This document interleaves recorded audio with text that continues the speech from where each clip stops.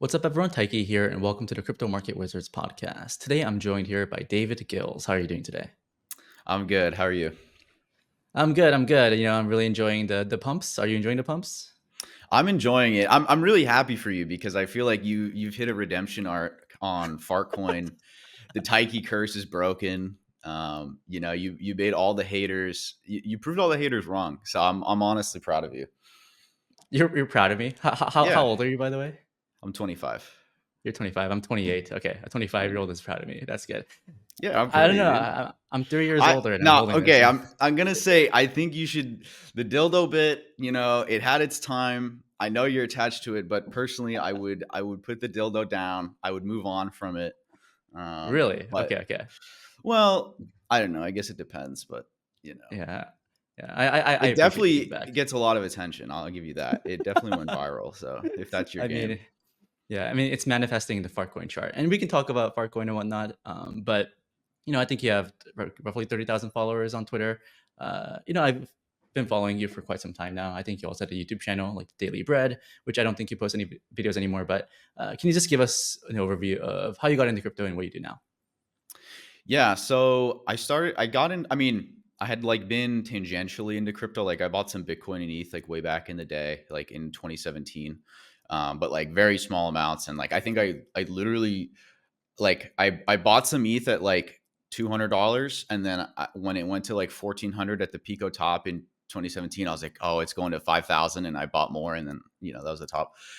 Classic stuff. So that was kind of my only exposure, and then in 21 is when I really started getting into crypto. And actually, a little bit of lore for you.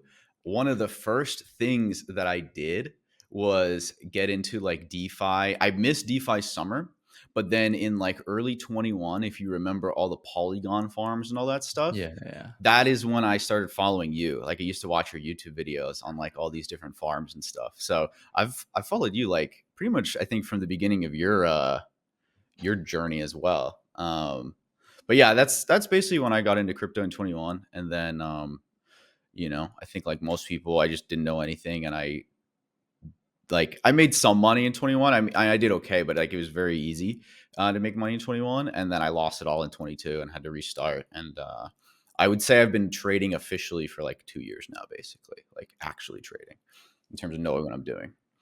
Yeah. So let's actually talk about that journey, because I think you've been pretty transparent with your journey. You did well in 2021, or I guess you bought the top, or you doubled down in I 2017 mean, and bought the top. I did like okay at that time. I thought I was a genius, obviously, but Right. like I didn't make that much. But like I lost it all. I mean, it was it's a bull market. Everything went up. It wasn't hard to make money in 21. Yeah, yeah, yeah. But yeah, I didn't like make life changing money or anything like that in 21. Yeah. Okay. So we have this tweet here, where I guess you've been trading full time officially for 2 years, but Hmm. if you told, or if someone told you that you'd have this much now, then you'd be in disbelief. But I guess comparison is a thief of joy. You kind of feel inadequate and whatnot. Can you just like talk about, I guess, the mental struggles of just losing it all? Like, because I know, I think for a lot of people, the FTX dump was like peak despair for a lot of people. So Hmm. you know what allowed you to stay resilient, continue to believe in yourself, and to, I guess, bet on yourself? Can you just like talk through like that journey? Um, yeah, it was like, it's kind of trading is very much a experience experience game. You only learn through lots and lots of failure, right? That's the only way to learn. You can read books, you can do all, but it doesn't. It's fine. You learn a little bit of the basics, but you're only going to learn how to trade through experience.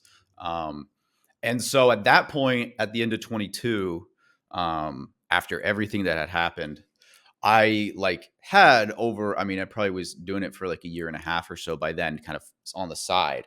But I was like confident that I understood the game and that I had made not all of the mistakes. I still make plenty of mistakes now, but I had like learned a lot from my mistakes and that I could make it back. And the other thing too is it was like, I mean, this was December 2022. And I was fairly confident it was the bottom, right? We had the FTX crash, we had the Luna crash, we had everything, and I was fairly confident it was the bottom. And I said, okay, I'm not going to give up now. I'm going to stick with it. And I kind of had to pivot because before that, I used to be very loose with my trading and just kind of like, go with the wind. I didn't have any strategy. I didn't have any system. I was undisciplined. And then I started like being very disciplined. I would like journal every single trade. I would write down like every single day. I would like reflect on my trades. I had a spreadsheet where I wrote down every single trade I took and notes on all of them. And so I did that for months. And then fortunately, like that discipline and that practice got me to become an actual profitable trader. I wasn't making crazy money or anything, but I was no longer losing, which is like kind of step one, right? And then I was able to slowly build up a stack like in the beginning of 2023 last year, and then kind of go from there. Got it. Yeah, I mean, I guess crypto is very lonely in a way that you're just sitting in your room and just like clicking buttons. And I guess you eventually find homies and whatnot. But it's really a psychological game, right? You're just competing Yeah. with yourself, Mhm. and a lot of the mistakes that we do isn't really because we don't really know enough about the markets, but it's more so I guess psychological leaks that we have. Yep. And one of your tweets that went viral, or is like a thread, David's short guide of making money in bull markets and not blowing yourself up. So I guess you kind of took some time. You wrote this. You talked about the three core components of trading in a bull market. I guess portfolio structure, using leverage, and on chain. So can you kind of maybe you can go through like one by one, starting with portfolio structure. Can you kind of go over why did you decide to make this? And yeah, let's just like dive into this thread. I decided to make it because I only ever shit post, and so I feel like occasionally I should put something out of value. Yeah. Um, yeah. Okay. So I can break it down. Basically, as far as portfolio structure, uh, people. Okay. Let me back up. Yeah. People lose money and don't make money because they're just not giving enough thought into their portfolios and the optimal strategies for making money in a market like crypto. This like plan I laid out would not necessarily work in other markets. So it's a very crypto specific thing. But if you understand crypto, what is the advantages and disadvantages of crypto? Crypto is an incredibly reflexive market. And it is one of the only markets where you consistently see people go from very little money to life changing money, right? It has this asymmetric upside, but at the same time, it also has this asymmetric downside at times where people get wrecked and lose everything. And there's so much volatility all the time, and you could be up one day and totally lose it all the next. So you have to perceive crypto through this lens and then say, okay, how do I trade this market and how do I approach this market for an optimal outcome? And basically what I break down in this thread is that there's kind of like two core components to how people trade. You have your like major alts, or even like Bitcoin itself, and then you have like major alts, and that's typically what people hold just to kind of have exposure to the market. And then you have like you kind of go down the chain, right? And you have like mid cap alts, on chain, like micro shitter, pump fund stuff, right? And so you don't have to play everything in the market. I don't play every single thing in the market. But if you're going to try to be optimal, you should approach each part of it um, kind of consciously. I think people just don't spend enough time thinking about how they want to approach the market. And so in that thread, I said, okay, you should have your core holdings. So, like for me, as of right now, I own Bitcoin. And then I basically trade around spot. So I just hold spot Bitcoin and then I will like add leverage or reduce leverage at times. So like right now, as we're recording this, I added leverage over the weekend because of the MicroStrategy thing. And so I wanted to be lever long Bitcoin. And obviously now we're at like 107K. So it's working. Um, but like, maybe if we get to like 120 or something, I will like cut the leverage back and I'll just be back in spot again. And then you want to have like, for me, my big skill set is on chain. That's I cut my teeth as a perp trader. I used to only be a perp trader. I used to not really trade on chain that much. But I think this past 2 years like really showed me that the asymmetric rewards are on chain, at least until a certain size. But like if you're trying to build a stack, like you should be spending most of your time on chain because it's just like far easier to try to, 10 or 100x your portfolio on chain versus perps, right? Um, and so the thing that people mess up with on chain is that they are too focused on like trying to get quick wins and they don't give themselves the asymmetric upside.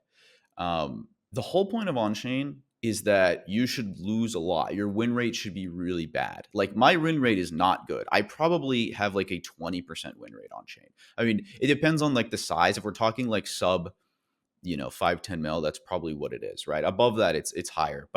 Um, but I don't care. That's like I want my win rate to be low because that means I'm taking a lot of shots. I'm taking a lot of chances. You want to expose yourself to optionality, right? Because all of these coins, they are asymmetric, right? And all it takes is one coin that you buy at 2 million market cap and it goes to a billion and it changes your life. And so that's what you should be optimizing for. And so that's and that means that there's going to be a lot of times where you buy something at 5 million and it goes to 20 and then you round trip it, and that's the game, right? And you just have to optimize your portfolio with that. And then that gets into like bet sizing, and there's a lot of like nitty gritty to it, and you'll learn that just through experience. I can't really explain every single aspect of it. Yeah. But when it comes to on chain, your goal should be like optimize for the upside, optimize for those 100x's, and like get yourself in the psychological state where you can hold for the 100x. Because how many times do you see on Twitter all the time people say, oh, I bought this coin at 2 million and now it's a billion and I don't own it anymore, or I sold too early, right? It's very hard to hold through giant swings. That is like the skill that I lacked the most, because a lot of it was PTSD because I lost a bunch of money. I lost all my money in 22. So like in 23, when I was grinding my stack back, I just was like allergic to holding things like underwater or like drawing down. I just always wanted to like nitty gritty, like grow my stack slowly. And that's fine. Like that worked to instill discipline in my trading. But in the end of last year, like kind of this time last year in Q1 this year, when we had that big run, I realized that was a huge gap in my game because yeah, I'm like very consistently profitable, but I was never hitting home runs. And ultimately, if you want to be great in crypto, it's all about the home runs. So I was like, I need to learn how to, because like I'll give you an example. Like last year, Bonk and Whiff. I bought Bonk before anybody was talking about it. I think Bonk was literally like 10 million market cap or something. It was totally dead. No one had touched it in forever. And Solana on chain was just picking up. I think Solana was probably like 50 or $60 at the time. And so I bought a bunch of Bonk at like 10 million. And then it went to like 30 or 40 or 50 or something. And I sold all of it. And I was like, oh, hey, cool trade. I got like a 3, 4, 5x. And now Bonk is like billions, right? And then I did the same thing with Whiff. I bought Whiff at like 15 million. And that one I held a little higher, but I was like, it started chopping a lot. It went from like 300 million back to 100 million or something. Um, and they shook me out and I sold. And that was like my big wake up call where like I did well in the beginning of this year, but I did not capitalize on those home runs. And I realized that was the biggest weakness in my game. And so all I did after that, like over the summer and now, is like really optimize for capturing those big winners. Because I think if you're active and you're on chain, and you're really in the trenches, you're going to be exposed to all the winners. Like, I mean, I have probably purchased like 50% of all of the biggest winners of the last 6 months. That I haven't held all of them, right? But I have been in them, right? And so then it's like, okay, clearly the problem is not finding these coins necessarily. It's the psychology of being in the trade for months at a time. And so like right now with the AI coins, like I got in a bunch of these early, and I'm sitting through giant swings in my portfolio, right? Like swinging more money than I've ever seen in my life, and I just have to deal with it. And that's like the psychological aspect. So yeah, I'm kind of Yeah. rambling a little bit, but that's the biggest thing with on chain that you have to get your head around. I don't care about the small wins. Like occasionally, let me rephrase. In this type of market where we are in like full bull mode, you need to just sit through the big swings. If we're like in 23 again and it's like chop city, okay, yeah, like don't hold for the big swings, like take your profit. But when we're in bull mode and Bitcoin's just going up only, like you need to sit through these big swings. And if there is a big drawback, then you need to be deploying more capital, right? And especially not like getting shaken out. That's like the Yeah. biggest Yeah. thing. Yeah. I guess, in 2023, we had a rising tide, but it was still very choppy in altcoin land. But this, 2024, I mean, especially post election, it's just been crazy, right? Yeah. I think we've been conditioned to just take our 3, 4 X's and just dump and move on. But Mhm. now this is when, especially with AI coins, like people are starting to believe again. Even Yeah. like for me, like Fartcoin, like I genuinely believe it's going to billions with a capital B. Uh, you know, Mhm. I think it can flip all the animal coins. It can flip all, like even Pepe and stuff. And I just delusionally believe. And I studied a Doge chart like from last cycle very closely, where we just go up like Mhm. 100% every single day, and it's like holy fucking shit! I didn't even know this was possible. Mhm. But I guess understanding where we are in the market cycle, and you know, especially in this environment, like this is when things can and probably will get parabolic. So you kind of have to just sit and wait. But obviously, right? There's some hindsight bias with what you just said. It's like, oh, if only I held bonk and whiff. But then there's other coins where it was correct to sell after like a 3 or 4X Yeah, trade. and that's where you have to know the conditions you're in. And that's like a big thing.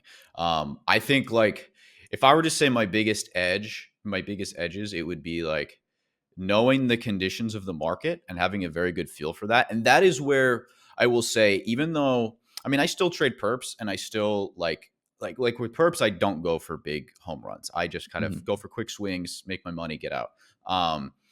But I will say what like trading perps for a couple years taught me is like I have a very good feel for price action. And so I can feel I just always have like a very good gut instinct for the market now because I just spent thousands of hours staring at the charts. So I know when things are feeling heavy or if we're probably bottoming or like in March this year, like I sold the top. And that was probably my big I didn't make as much money as people on the upside, but I sold the top. I didn't give much back at all. And that was because I could tell from the Bitcoin price action that we were topping because we kept trying to break 70K over and over and over, and it wasn't happening despite like billions and billions coming in from ETFs. It just wasn't happening. And so that was my sign like, okay, it's time to get out. And if I was wrong and then we ended up breaking it, like I can get back in. But those are like the little things you pick up over just lots of hours in the market. Yeah. And so right now, what I'm saying is like, I'm telling you, based on, I mean, just look at what Bitcoin's doing. Like, it is just chugging higher constantly. And every time people get scared, it's like, that's the dip and it's over.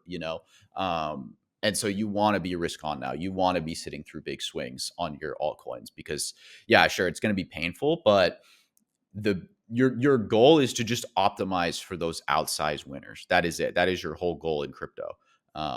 And so that's what you have to do in a bull market.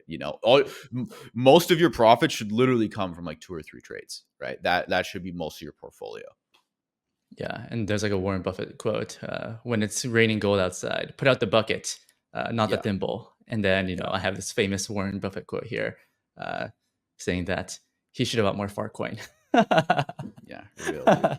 So Real. let's talk about AI coins, because I think you and I both agree that this is where the asymmetric upside is going to be. And I think we differ on like the types of bets that we're making. A Mhm. couple, or I guess 10 days ago, you put out this tweet: Mhm. the Salunavax trade of the cycle is Zerebro Virtuals and AI16Z. So I also Mhm. I also own AI16Z and Zerebro. But first, I mean, I guess before we talk about the individual coins, why did you decide to pick these coins? Right? There's like this narrative between goat, like agent coins, infra coins. What's your general framework for investing, or I guess allocating size into these AI coins? So can you like just talk about your theses for the AI meta? Yeah. So, um, I mean, it's evolving every day. So what I say today could change tomorrow. But if you take a step back, right? Goat launched, I think, at the beginning of October. So Hmm. this whole like craze is only like 2 or 3 months old. Um, and Goat launched, and it was right. It was just an agent. It was Truth Terminal. And then after that, you had more agents come out. Zerebro went crazy because a lot of people said, "Oh, this is like the best agent in terms of like how it posts." And then they did music and all this stuff. And then you have like agents like Bully, which like it like makes fun of people in replies and stuff.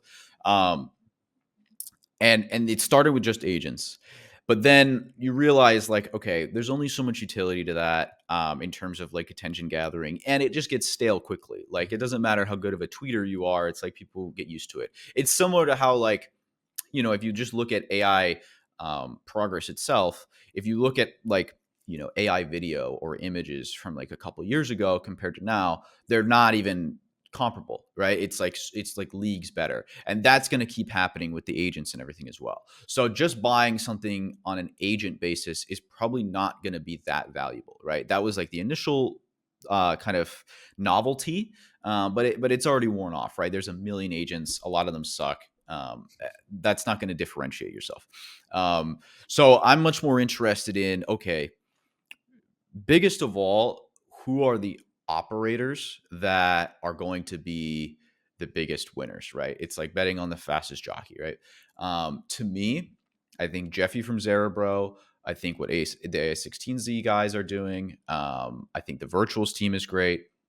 And there's some other teams that I like as well that are smaller coins. That's the biggest thing. Do they have a vision and a leadership that can like complete that vision to build not just an agent but a platform and enable a lot of value capture and attention capture to their coin, right? So like AS16Z, for example, um, they are winning because they have the most used framework with Eliza, right? All of these different agent bots are using Eliza for their coins and for their infrastructure, right? And so that's why AS16Z is one so big. Virtuals, same thing. Virtuals is even better in my opinion because they have this tokenomic flywheel. They're kind of like an AI Luna, where in order to buy, for example, AIXBT, which was their biggest agent so far, you need to buy virtuals first and then swap it for AIXBT. So it's like this little Ponzi-nomic flywheel that they have going. And so that's why I really like virtuals. And then Zerebro, same thing. Zerebro started off as this cool agent, but the vision is to build Zerepi, and which is their own framework, and build like all types of integrations in terms of like on-chain autonomy and all this stuff. And so the things I'm looking at are um, who is building like the platforms, because I think the platforms is where the real money is. I'll still play like unique smaller things, but I think those have a ceiling on them. If you want a coin to go to $10 billion, it needs to be a platform. And so those are the three that so far I like the most. But it's ever evolving. Like that list could change. You know? Yeah, yeah. I feel like my opinion on the meta changes every single day. Yeah. Because I feel like last week or let's like 2 3 weeks ago, I was like, oh my god, it goes is going to 5 bill easy, and now I'm like, yeah, I'm like way less confident on that. And one, I guess, framework to think about these things is, like you said, virtual is like the base pair for all these AI tokens that launch on the platform. And if you think about why Solana did so well this cycle, the argument is that, well, every meme is paired against Solana, so if they want to Yep. buy WIF or whatever, like there's some flow into the Soul token. So maybe, if you think virtual agents can, or agents that come out of virtuals can do well, then virtual is going to be kind of like the L1. So maybe like virtual is like the L1, and then the agents are like the apps. I've seen people make that analogy. Do you kind of agree with that, or like, what do you Yes, think? I agree. I wouldn't call them exact. I mean, I literally compared them to the L1s of last cycle. Now, they're not exactly L1s in terms of like, having actual chains that people build on. But if you Mhm. think of them as protocols and infrastructure that people build on, yes, I mean, they are essentially AI L1s. So yeah, I do agree with that. And so like with virtuals, or like just any of these, I want to see like how many people are building on them. So for AI16Z, for example, I had like a tweet that popped off because I was shitting on Shaw a little bit. Yeah. Because I won't get into the whole thing, but basically, like, I don't want to make any accusations, but there was some shady stuff that went down with a few of their coins, right? And that's why the chart dumped. But then after that, I kind of looked at the response from them, and it was like, okay, Shaw reflected on it, and he apologized to me, and then he also like kind of took a step back from Twitter, and then I was just looking at their GitHub, and I was looking at all these people building on Eliza, and I said, okay, well, feelings aside, whatever my personal feelings might be about getting screwed on a coin aside, I'm still a profit maxi, and it was very clear to me that okay, these guys just went through a mass flood cycle, they're surviving it. The developers don't care about that. They just want to build on the best framework. And right now, Eliza is kind of, I wouldn't say it's the best, but it is the easiest and like quickest to get launched, basically. Um, And so it's just getting used a ton. And I said, okay, well, this is clearly wrong. And so then when it was like in the 300s, I started buying a bunch of AI16Z. Yeah. Because the other thing too is like, I think people get too tribal with this stuff. I'm still a super big Zerebro bull. It was my largest bag. I think Virtuals is bigger now because Virtual's gone up a bunch. But like either way, it's like my first or second largest bag. But like I'm still waiting on, I'm still very bullish, and a lot of these things take time to develop. So it's not like I'm just waiting. But like they need to put out Zerapi. But in the meantime, like AA16Z and Virtuals, they have their infrastructure out and people are using it. And so like I might have all the conviction in the world on Jeffy being able to deliver on Zerebro, but the short-term price action isn't it's not priced in, but it's reached a ceiling for what it was, right? It went to like 600 million based on like the music and being like a funny agent and stuff. And it's like, yeah, that's probably a pretty good ceiling for that. Now, I think if they launch Zerapi and it's a great framework and a lot of people use it, then that's what's going to take it into the billions. But I had to diversify my bags and be unemotional just because like I had a lot of one thing. I needed to buy the other things, right? Because that's the nice thing about being an investor is you have optionality. So I don't have to pick one winner. I can just bet on multiple leaders and whoever wins wins, you know? Yeah. So Yeah. that's kind of how I approach it. Yeah, I agree. Like you said, I mean, this meta is literally a little bit over 2 months old, and most of the newer projects, like they start like shipping things like 4 or 6 weeks ago. Yeah. So you do have to not be too tribal, right? You don't want to be like the ETH maxis, right? Can't change your mind. You want to Right. be able to change alongside the meta. For me personally, because I had no idea what was going on, I create like a basket of like 8 coins. And then recently I kind of consolidated across, or I cut some bags because I'm like, okay, like why the fuck do I own this thing, right? It's kind of, it's not even that interesting. And then I'm like trying to bet on what I think will be the winners. And I guess where you and I disagree is I personally think Fartcoin is going to be the main Oh, winner this cycle. I think Farcoin's going to win big. I just wouldn't put it in the same. It's just a meme, right? So I think the beautiful thing about Farcoin, um, and I said this on the Thread Guy podcast or stream or whatever, is that the nice thing about Farcoin is you hedge against execution risk. Ultimately, with all these different projects, is you're betting on them being able to deliver, which has its own risk. And so far, like a lot of them have, but you don't know. The nice thing about Farcoin is it's just pure meme. And it's like AI meme. It has good lore. It's spawned out of Truth Terminal, right? And now it's flipped goat, so it's really got like crazy lore. Um, so I mean, the main thing too is like all these like trad fight people they keep tweeting about. It's like insane. I'm like, are these guys getting paid or something? Like, why are they talking about it so much? It's kind of insane. They just Um, can't help themselves. They're like, why is the Fed cutting rates when Fartcoin's yeah, almost at a no, dollar? it's great. It's great. I think Farcoin has a good chance of going to billions as well. I just wouldn't put it in the same category. I would just call it that one is like AI meme versus these ones. I think of them more as like AI platform, basically. Hey, Taiki here. If you're enjoying the content, please like and subscribe. I don't run YouTube ads or have sponsors on this channel, so I'd really appreciate it. Your engagement will help this video reach more people, which will allow me to book better guests in the future. Now back to the episode. So let's actually talk about GOAT because it's been a very controversial coin, right? People thought that it would be the chosen one. Now it's kind of lagging. Um, I used to goat used to be like my largest bag, but now it's no longer that. I still own a little bit, but it's I've been cutting it to buy other bags. Do you think goat can recover? I mean, I'm sure it'll go up, but do you think it can regain like leader status? Let's say, like, what are your thoughts on goat? I don't know that it will regain leader status because it got flipped, and now it's not just flipped by one thing. It got flipped by virtuals. It got flipped by AS16Z. It got flipped by Farcoin. So like, it's certainly lost whatever lead it had. Um, Now, do I think you can still make a case for it going a lot higher? Certainly. Um, I mean, it has the provenance, it has the lore. The problem is that they're not really building anything, and Truth Terminal has become very stale. I don't think anybody really cares about Truth Terminal tweets anymore. Now, I've heard things about like what's in development in the background, etc. So I don't know. Maybe they ship some really cool shit, and then all of a sudden Goat has a new value prop to it. But right now, Goat is basically Loria and yeah. Um, so I'm not like I never write any coin off. Right now, I'm not that interested in it. But I might change my mind. Like the other day when it was dumping to like 500 mil, like I bought it just because I said, oh, it's oversold. I'm gonna buy it for a trade. So I'll still trade it.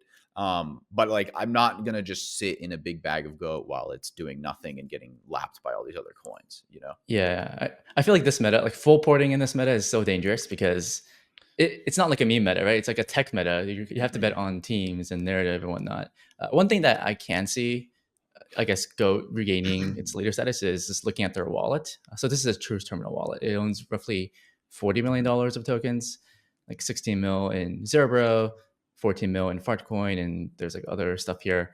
Mhm. So I mean, if Fartcoin goes up like 2-3x, Zerebro goes up a little bit. I mean, it's going to be like the first AI 100 millionaire or whatever, right? Mhm.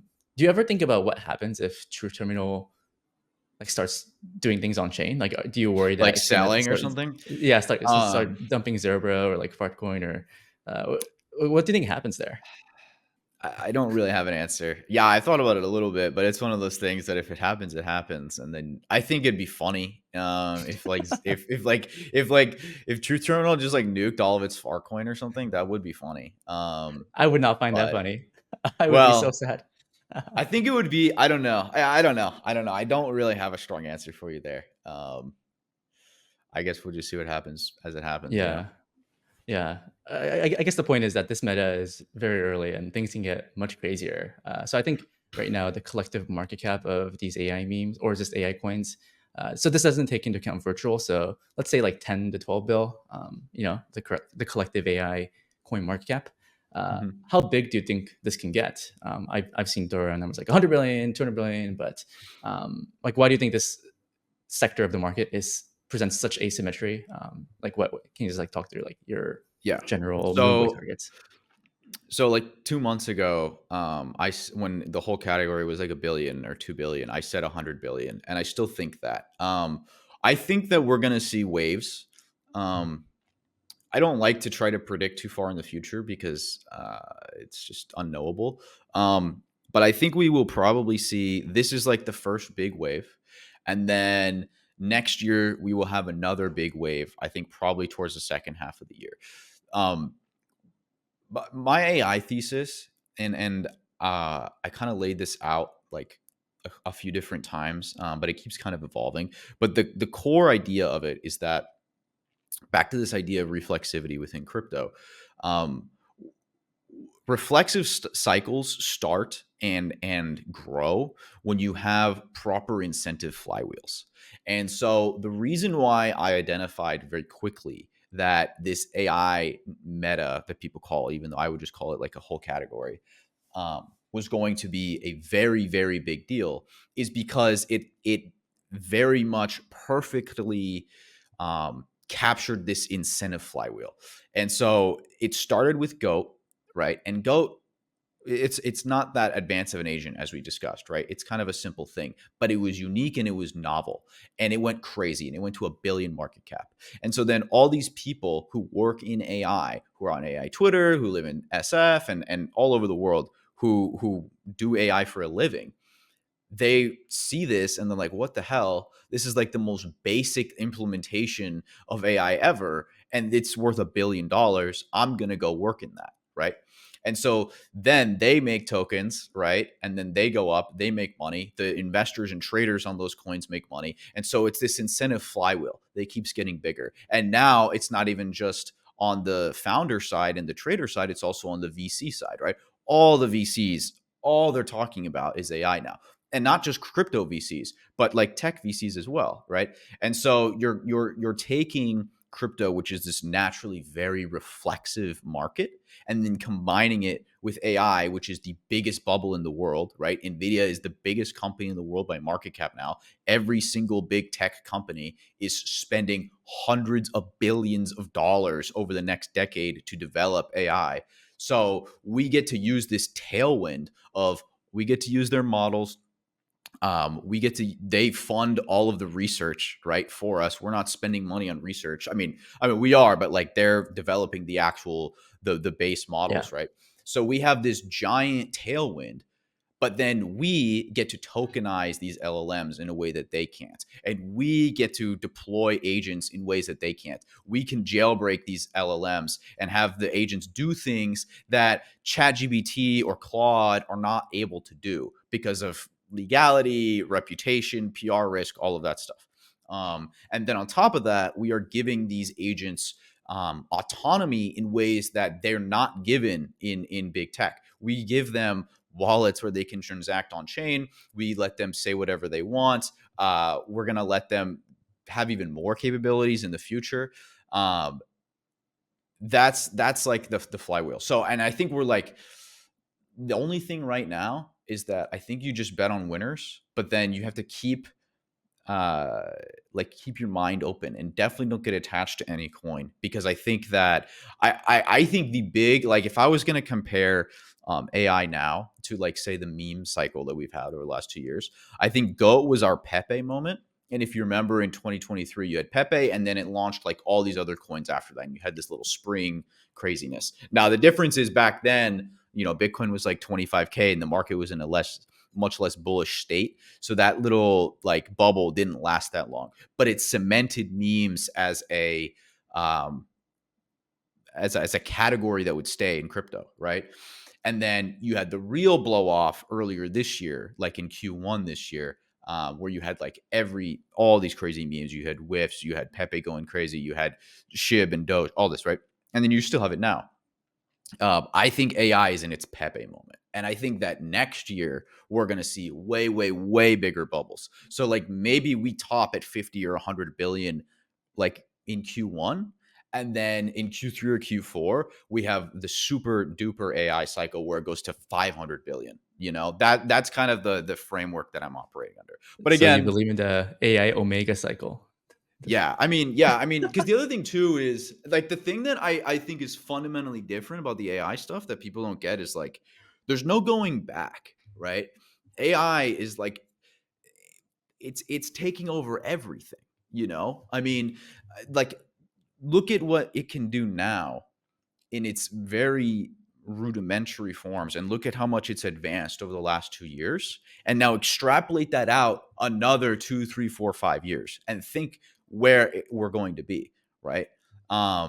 That's why it's like, I don't have price targets. Like, AI is going to eat the world. It's like asking, like, what's the price target on the internet? It's like, I don't know, fucking 50 trillion, right? I don't know what the price target is on AI. Now, AI crypto, may, like, AI, obviously all of that market cap won't be just crypto, but, like, could AI crypto be $1 trillion market cap in 3 years? Absolutely. I don't see why not.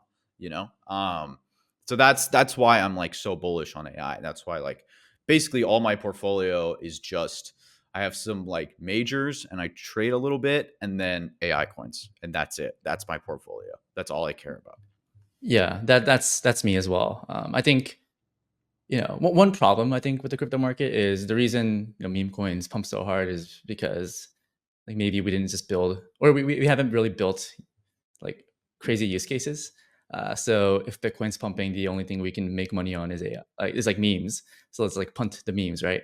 I think if I told you 4 years ago that we wouldn't really have significantly new use cases, I think you'd be like, oh, what the fuck? I probably wouldn't spend this much time in crypto. But now that we're here, we kind of have to Yeah. figure out like what's going to pump the hardest. And like you said, I do think that AI is, especially with all these pump, like, because these coins are all launching from zero, right?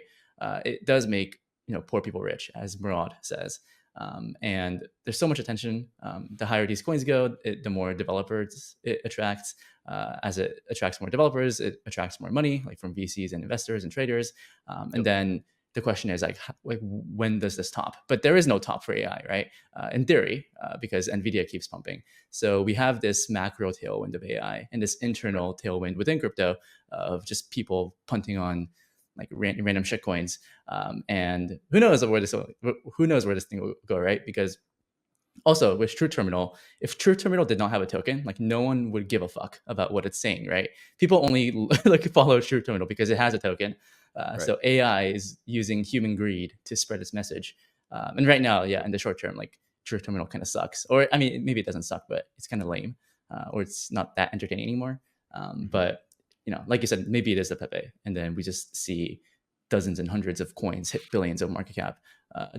What do you think it'll look like? Do you think it'll be just a bunch of coins hitting $1 billion market caps, or do you think there's going to be a few coins that hit like 10, 20, 30, 40, 50 bill? I think it'll follow like the Pareto distribution, like everything. You'll have the big winners, which again, like that's that's the hardest thing to identify right now is it's just too early. And I don't necessarily like if you were to say right now who's like the most likely, well, okay, virtuals because it's the biggest, but it's like there's no guarantee there, and they can certainly be outcompeted on their tech. With that said, I'm like very bullish virtuals. Like I said, I think it's my biggest bag now.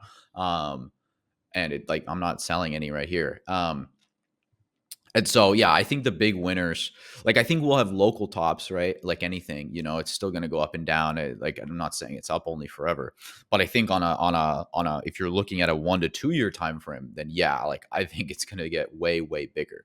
And because you kind of match it with this Bitcoin cycle itself right now, right? Bitcoin is going crazy. MSTR just got added to Nasdaq. Sailor's going to buy another probably $10 billion of Bitcoin or something. Like we're just going to keep going higher, and now we have like potentially the passive bid coming in from um, like retirement funds and then potentially even sovereigns buying Bitcoin. And so if you like match, a Bitcoin super cycle where Bitcoin goes to like 250K, and then on top of that, you have this AI craze, I don't see why it doesn't go to hundreds of billions over the next like year or two.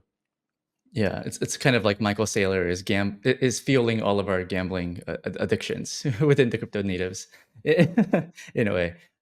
So obviously it's kind of hard to predict tops and whatnot, but w- when do you sell, right? Because I think you and I both agree that we're still in the early innings, but obviously at some point, like what the fuck are these tokens, right? Like we do have to sell. So I guess this doesn't have to be like just pure AI talk, but I guess within crypto, like what do you think? Like how do you think the cycle plays out from here? We're recording this as of December 16th, but do you have any ideas for taking profits? How do we actually remain humble, right? How do we follow what you just said? Like stay humble, always be ready to lose it all. Can you just like talk about Yeah.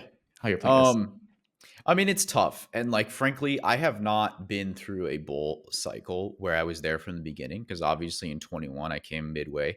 Um, so like, I don't have a perfect answer for you. All I can say is I'll tell you what I'm doing. As of now, what I do is I take like 10% of my profits and I cash it out to the bank on like a monthly basis.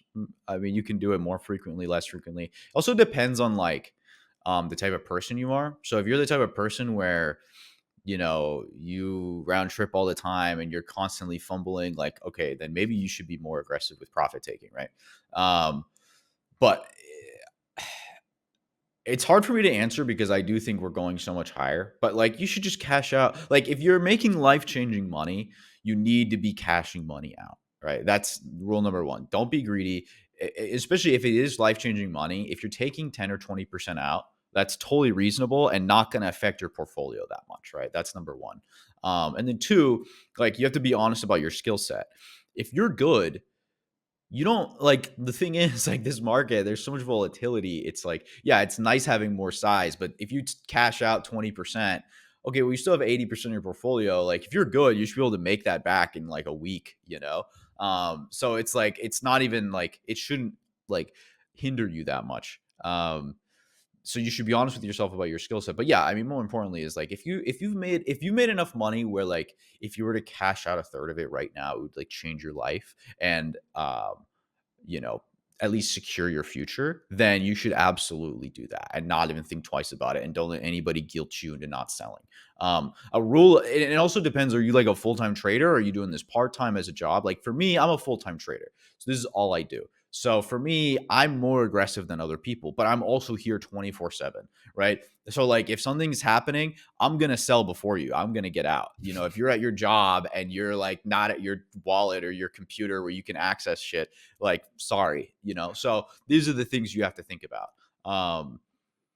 Also, I think just rule of thumb, if you are a full-time trader, like for myself, I try to keep 2 years cash at all times of expenses. I think that's just a good rule of thumb, and then just grow that over time. um I don't know. Everybody's different. Some people cash out and buy a watch. Some people buy a house. Some people, I mean, I don't know. You got to do what you want to do. As far as the cycle itself, what I will say is, um, I don't have hard targets, but like there will be signs, there will be signs that we're getting close to the top or like at least local tops. And for me, like, even just like the AI category itself, like, sure, like if the AI category is 100 billion in Q1, I'm probably selling a lot of shit, right? I'm probably selling all my AI bags, right? As much as I might be convicted, like I'm out, it went from 0 to 100 billion in 3 months. Like I'm out. So like, I don't have hard answers for you. Like I said, like my other thing too is I like follow price action very closely. So like if Bitcoin starts stalling out, and I think that Bitcoin's topped, like I'm out. I'm going to sell everything. But I don't know where that's going to be. That could be 150K, that could be 200K, that could be 500K. I have no idea. So I would just cash out money consistently over time. If you made life-changing money, change your life. And just always remember that your job as a trader is to turn tokens into dollars. And never forget that. Never, never, never forget that. Never like your job is to turn tokens into dollars in your bank account, right? Turn tokens into houses and cars and your children's tuition, right? That is your job. Yeah, real Um, world assets, not magic yeah, internet money. Yeah, yeah, yeah. yeah. And Bitcoin. Like I think if there's one thing that you do if you want to keep crypto exposure is at least just turn it into Bitcoin, right? That's what I would say. Yeah, yeah, for sure. Yeah, I think one trick I fell into last cycle was near the top. I'm just so euphoric. I'm like, oh, why do I want dollars? These coins are amazing. They're gonna keep pumping.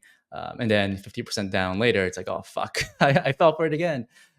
So like you said, I think one good trick as well is take some money out, put it in the bank account, and see how that feels, right? Because if you're really like that good, right? Because this is Yeah. like everyone is a genius season, right? It's like it doesn't take much to just make money. You just like Yeah. throw something at the wall, and like, yeah, it's up 20% the next week. If you're that good, I mean, yeah, it doesn't matter. But usually, for me, like $10,000 in a shitcoin feels like it's like what the fuck, right? But like $10,000 in a bank account, it's like okay, like this is important Yeah, money, of course. right? That goes into rent and like food and like $4 guac at Chipotle or something. I would also say this is a bit contrarian. Most people disagree when I say this. You should go if you just made a ton of money, you should go spend money. Don't inflate your lifestyle, right? Don't like go buy a fucking house with a giant mortgage or like some apartment that's insane rent that you can't afford. But like I don't know, buy a watch or a car or like go on a nice trip or buy your family and friends a bunch of expensive gifts. Donate to charity. I always tell people make a donation to charity. Go spend the money. Not all of it, just like spend something that like, normally you would be uncomfortable spending and then spend it because it also detaches you a little bit from your money. I think a big thing now, this is kind of good and bad, but like if you want to be good at this, you have to really, really detach yourself from money because the bigger your portfolio gets, the bigger the swings are going to be. And like you said, like, I mean, like, like you're going to swing nauseating amounts of money in a bull market. It's just going to happen up and down. And so you have to really detach yourself from it. It has to be just numbers on a screen. And then the other thing I would say is once you cash money out of the market, don't put it back in. That's like another big rule. And it's hard because like I keep a lot of it on Coinbase just because Coinbase gives me like 5% or whatever interest. And sometimes I'm like, oh, maybe I'll just, oh, I need a little Yeah, like, maybe, but no, like don't and if you really don't have the discipline, then actually take it out, like put it in the bank. Um so yeah, I mean, like the thing is with these questions, people know the answer. They just don't always want yeah. to do it. How good are you? Do you have like a consistent track record of winning, or were you losing a lot and then all of a sudden everything went up and you made a bunch of money? Like those are the things you have to be honest with yourself. Yeah. No, I don't think it's like bad advice, right? If you make money, spend it. I think it's always good to internalize how it feels to spend money in the real world, right? I also think that it's good to spend money when you lose a fuck ton of money, because you don't want to be in this mental, trap of like, oh, I make money, therefore I get to spend it. But if I lose money, then I can only cup ramen. Then you're gonna just be like sad, right? Yeah, Like I'm when bad we enter about like a that. down I'm phase. bad about that. When I lose a bunch of money trading, I'm like, I don't want to spend anything. I'm better about it now, but I used to be really bad about that. Yeah, no, I started like, like paying for nice dinners and stuff, Yeah. and it's like, okay, yeah, yeah, I'm human too, I'm not some Yeah, and you can do emotionless. like little upgrades. So like obviously it depends on like your level, but like, buy yourself better quality food and go out to nicer restaurants or what. It doesn't have to be like a giant purchase. It can just be like little things where it's like, okay, I can spend this money. It doesn't mean anything. It's like, I'll be fine. I can spend, you know, twice as much as I used to on groceries and like, oh, okay, I'm fine. It's not a big deal, because you'll like literally like your daily P&L swing is like, could be a year's plus of expenses depending on like, like how big your portfolio is getting. And so it's like, you have to spend some of that money. Yeah, for sure. Yeah, so thank you for your time, David. But I have a few more questions. So I usually ask this question to all of my guests, but um, you know, I think a lot of people that's viewing this channel, right? Or I guess put yourself in your shoes 3 or 4 years ago when you came across Taiki's channel, right? When I was like farming Ponzi's on Polygon. Hmm. Chances are, you have like, let's say low to mid five figures, you want to turn it into a million, or, everyone wants to make it, right? People's definition of making it is different, but they want to make it. So for those, that's getting into the markets, right? Markets are pumping. It's like, okay, like where do I dive in, etc. How would you recommend someone that's entering the markets now or deep in the markets now to, let's say, make it in the next, let's say, 6 to 12 months? That's the toughest question. I mean, I get that question all the time. I don't have a good answer because it's like, I don't know, man. Everyone I know who made it, they sucked for a long time. I think people Hmm. want this answer of, oh, like if I'm new to crypto, how do I just you can make money. Now, making it, like if you're talking like, oh, I have 10 grand and I want to turn it into 50, you can definitely do that. If you want to turn 10 grand and turn it into a million, okay, yeah, like you have to be fucking good to do that. And you're not just gonna show up now, right? And do that. I'm just gonna be real with you. Sorry. Now, if you Yeah. show up now and stick around for a couple of years, you can do that. But like you're not gonna just, I mean, you could get lucky maybe. And okay, sure, like try to get lucky. That would be my advice, just try to get lucky. So if you have 10 grand and you want to turn into a million, you should buy 5 grand of two different coins at a million market cap that you think would go to 500 million or something. That would be my advice. Other than that, it's like, I mean, trading is a skill. Trading is very, very hard. Most people don't make it. The far majority of people lose all their money over and over again. The far majority of good and great traders lost all their money in the beginning, right? They were losing constantly. So like, when people ask me this, it's like, I don't want to be a dick, but I'm like, you can't, or just try to get lucky. Or because it's like if I go to like, Steph Curry or something and I'm like, hey man, like, how do I, like, I've never played basketball before. How do I get in the NBA by next year? It's like, well, you just can't, you just Yeah. can't. It's like, go play basketball for 10 years and then maybe you can, you know? Um, so I don't know. I would say like play back the part where I talked about the on-chain thing, because if you want to just maximize upside, like sure, like take whatever money you're willing to lose and go to zero, and then just try to like essentially give yourself asymmetric upside, and then maybe you'll hit it big. Um, Yeah. that's I it. think the best advice actually is to make a bunch of money and then lose it all. Then you're like, fuck, okay, I Yeah, need I to mean, really try to get better. I don't want to encourage that because, like, I think Yeah, that's yeah, yeah, yeah. glorified a Of little course. too much of like, oh, lose it all. Like, even though I did it, like I would be better off. Trust me, if I didn't lose it all and I could have I agree, restarted I with agree. that, But at the same time, it's like, would I be where I am today? I don't know. Losing it all is like was my wake up call to become good. So I don't know. But yeah, like you spend a lot of time in the market and learn, and um, I'll say this, like, especially I get this asked a lot is like, oh, how do I grow on Twitter, right? Um, I didn't have the fastest growth. Actually, like I grow like very slowly, honestly, compared to most people. Um, you should just like first of all, like just share your thoughts all the time, even if you get 0 likes and 0 views, doesn't matter. Just share your thoughts and then just DM people and reply to people who you think are smart and try to have conversations and just do that for a couple of years. And then like you will gain notoriety if you're good and if you're smart, and share good plays with other traders and stuff. I mean, you know. Yeah. I think especially with all these AI agents or AI KOLs taking over Twitter, I think being an anon Twitter account is no longer an advantage because you're pretty fungible relative to like the other AI bots. Whereas if you're doxxed and you put yourself out there and you share your thoughts, then there's a bigger chance that you do find a group of people that you can resonate with. And definitely, right? Like having a following definitely opens up more opportunities. You have to grow it over time, right? You can't just expect like 10K followers in like a day, but you have to work for it. I think both you and I, we have pretty obsessive personalities when it comes to the markets. It's like I just think about the markets like all the time, even though it's pretty unhealthy. But I'm willing to take that sacrifice or make that sacrifice because I think it's worth it in the short term, and then in the future maybe I can like kind of chill and like farm and whatnot.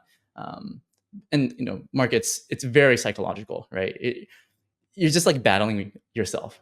Like you can't compare yourself to any other person. You Yep. just have to figure out like what you're good at, and then figure out like what type of strategy like works for you.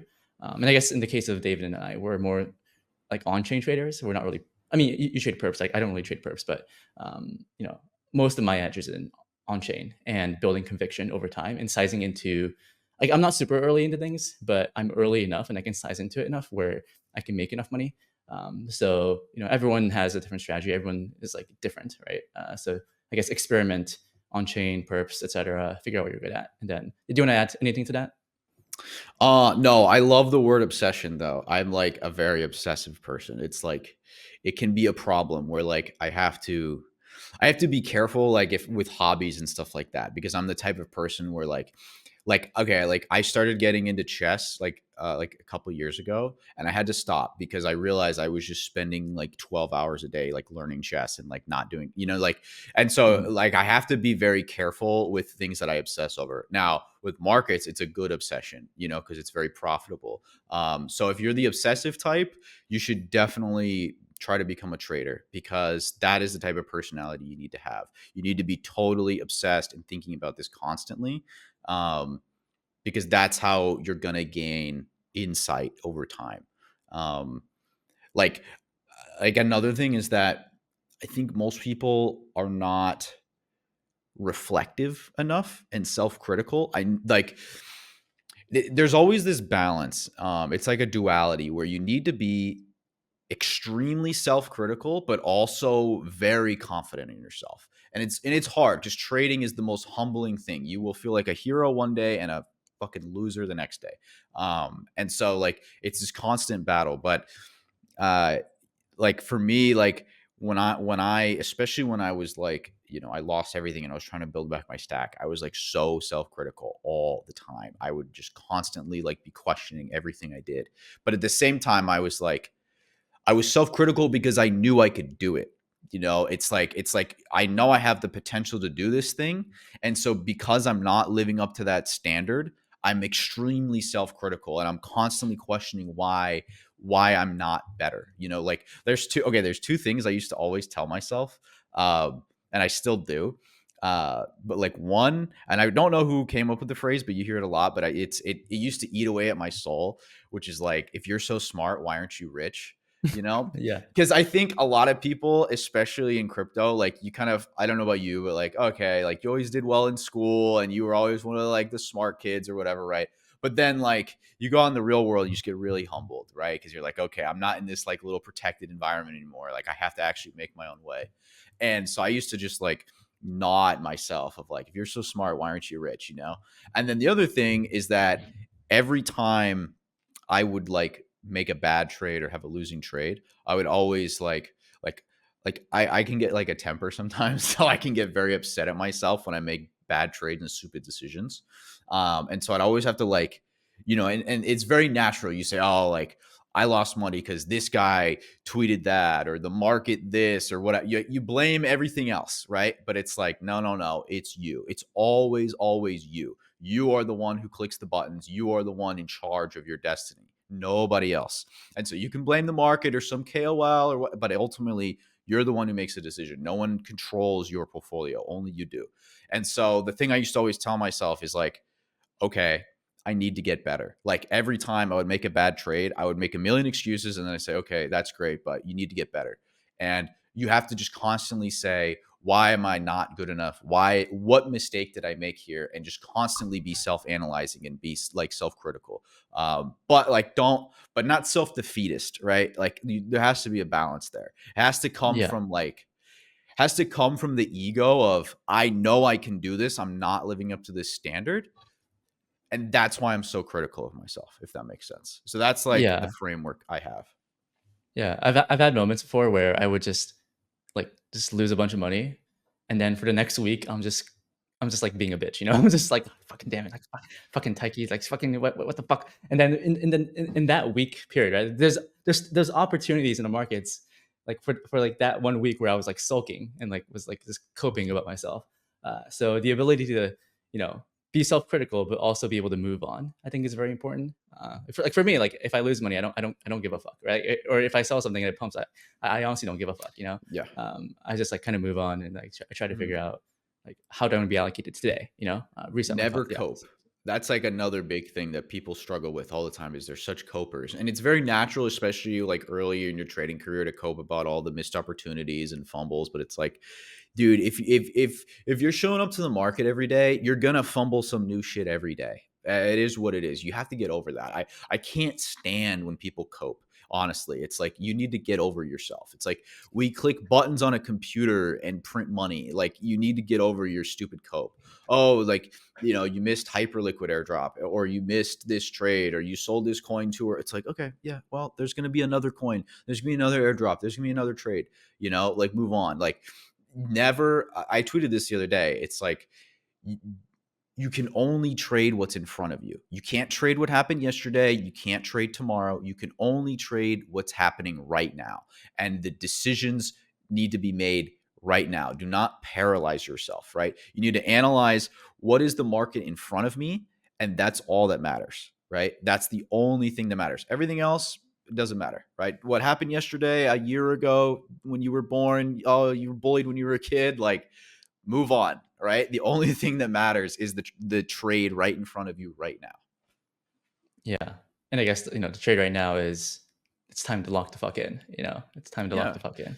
There's like a new coin every day that's going crazy, or like, like, okay, there's a set of winners, winning coins right now, and if you like them and you're like, oh, I missed them, well, guess what? The beautiful thing about markets is coins go up and down. And so if you miss something, be patient, wait your time, and then at some point it'll probably come down. And then if you still have the same conviction, then you can buy it, you know or just buy new coins or whatever. Like there's always new trades. There's, especially in a market like this right now. Like it's one thing, like it was more painful when like markets are dead if you miss a trade, because then it's like, okay, there's just not that many trades. But it's like right now there's so much opportunity. Remove all cope from your mind, from your life. Like who cares? Just on to the next, short-term memory. Yeah, yeah. All right. So stop coping is Yeah. the lesson here. But you know, Coping is for losers. Don't be a loser. Stop coping and make money and get to work. yeah, yeah, yeah. Gotta get to work, right? So thank you for your time, David. I know you kind of, you know, spit some truth near the end, but do you have any final words of wisdom for our audience today? Um Yeah, just always keep an open mind. Never get set in your ways as a trader. I think that's the biggest like challenge. And all these things, by the way, that I say on here, like I'm talking to myself. I say them because I struggle with it myself all the time. I'm not some perfect trader. I make a million mistakes all the time. Um, no, I mean, just always be open minded. Always never cope, and stick around, and like don't give up. I think that's the other thing, is like just don't give up. There's always more opportunities. There's always new metas, new ways to learn. The AI shit, it's like, dude, this didn't exist 2 months ago, and all of a sudden it's like we printed billions out of the sky, you know? So just never give up, and always just keep working. I mean, that's really it. If you stick around long enough and you really try, like you will make it in the market. Um, that's all I have to say. All right. Awesome. Let's end the podcast there. Thank you guys for watching, and see you guys another time. Bye bye. Thanks for watching until the end. If you enjoyed the content, please like and subscribe. For additional content, make sure to check out my premium Discord, where I post 3 additional videos per week and I share my portfolio in real time. Thank you again for your support, and I'll see you another time. Bye bye.